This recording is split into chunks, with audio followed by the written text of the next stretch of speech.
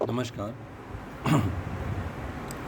आज मैं आपको बताऊंगा pharmacotherapy of inflammatory bowel disease. इसमें दो डिजीज़ आती हैं, एक अल्सरेटिव कोलाइटिस, एक क्रोन्स डिजीज़।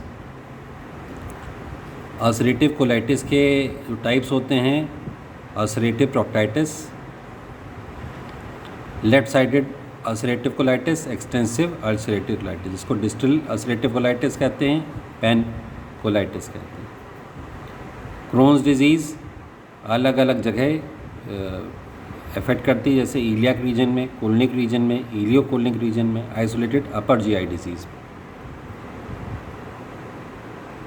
क्यों होती है? Inappropriate immune system and endogenous commensal microbiota with the intestines. आपको ये जान के थोड़ा आश्चर्य होगा कि जो कॉमेंसल्स बैक्टीरिया होते हैं या माइक्रोब्स होते हैं, माइक्रोबियोटा होता है, they play a lot of role in our immune system and factors involved are defective immune regulation, genetic mutations and exogenous factors. जो इन्फ्लेमेटरी बाउल डिजीज़, जो आईबीडी है, इसको शॉर्ट फॉर्म में कहूँगा, ये ट्रिगर्ड होती है पैथोजेनिक माइक्रोब्स से, जैसे बैक्टीरियोइड्स हो गए, क्लॉस्ट्रीडियम डिफिकल, ई कोलाई। ये प्रूव हुआ because generation of antibodies against them, जैसे presence of E coli, ASCA। Body में also react against normal flora, लेकिन बहुत कम।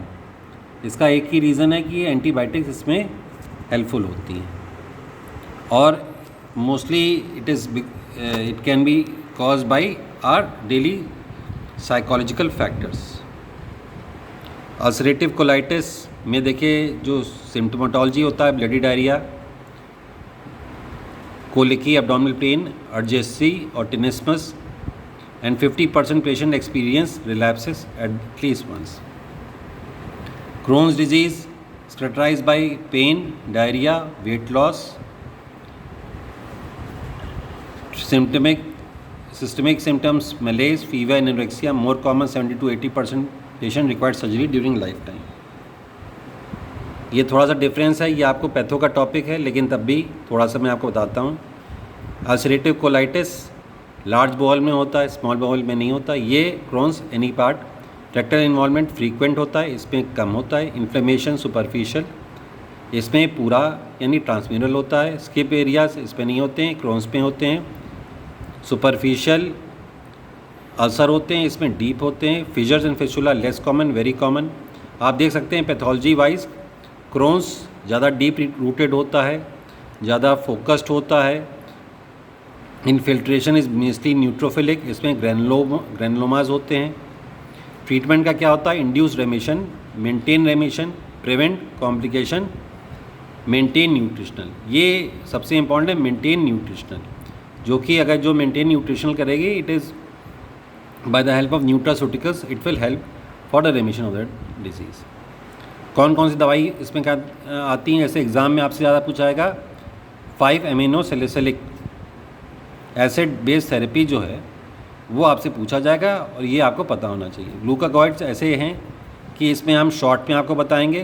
ग्लूकाकॉर्टिकॉइड्स आपको अलग से टॉपिक पढ़ाया जाएगा। इम्यूनोसप्रेसेंट्स आपको अलग से टॉपिक पढ़ाया जाएगा। ग्लूकाकॉर्टिकॉइड्स में जैसे प्रेडनिसोलोन हो गया, हाइड्रोकॉर्टिसोन हो गया।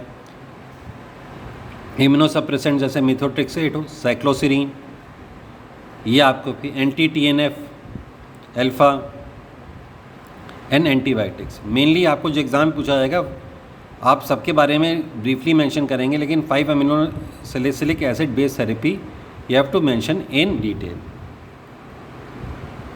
5 अमीनो सैलिसिलिक बेस्ड थेरेपीज़ क्या है? ये फर्स्ट लाइन थेरेपी है for mild to moderate ulcerative colitis and Crohn's disease, effective in inducing remission in both ulcerative colitis and Crohn's disease and maintenance of remission in ulcerative colitis.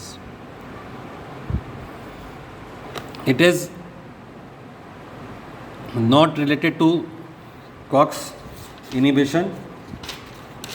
इसमें जो है, जो आपका ये आपका जो रोल प्ले करता है, ये आपका inhibition of synthesis of leukotrienes in 5-HT is more common important for 5-IBD।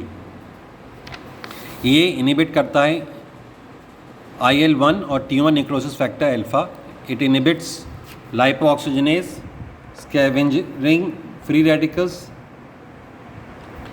And inhibits NF-k beta and via PPAR gamma. ये इसके मैकेनिज्म ऑफ एक्शन है। इसमें देखिए एजो बॉन्ड होता है, आप देख रहे हैं सल्फासेलाजीन नंबर 1 है। सल्फासेलाजीन आपको अच्छी तरह पता होना चाहिए, जो NO-N के बीच में बॉन्ड आ रहा है यहाँ पर, ये आप देख लीजिए, ये ही आपका टूटा जाता है because of microbes in the gut, और ये बनाता है इसका नाम है मीसेल अमीन 5-अमीनो सैलिसिलिक एसिड और sulfapyridine. Azo bond prevents absorption in stomach and small bowel, broken down by colon by bacterial azoreductase। इसका डोज है 3 to 6 gram per day and 2 to 4 gram per day for maintenance. फिर फार्माकोकाइनेटिक्स देख लीजिए, 20 to 30% absorbed in small intestine which is excreted unchanged, 70% reaches the colon, splits to 5-अमीनो salicylic acid and sulfapyridine. इसमें जो side effects होते हैं वो सल्फापेरिडीन की वजह से होते हैं, और जो थेरेपेटिक इफेक्ट्स होते हैं वो 5-अमीनो सैलिसिलिक एसिड्स के होते हैं। ये